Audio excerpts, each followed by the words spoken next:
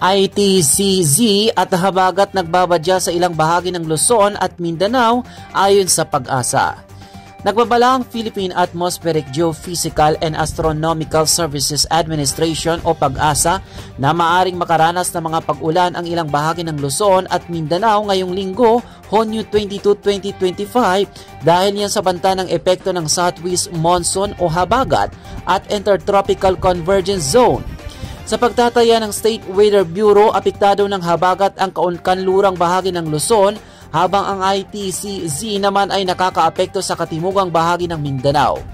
Magiging maulap at may kalat-kalat na pag-ulan at pagkidlat-pagkulog ang panahon sa Davao Region at Sac-Surgin.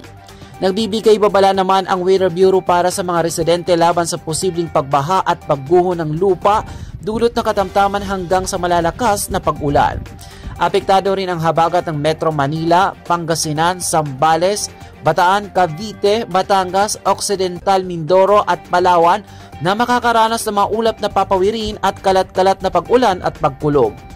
Posibleng makaranas din ng isolated thunderstorm ang natitirang bahagi ng Ilocos Region, Central Luzon, Calabarzon at Mimaropa.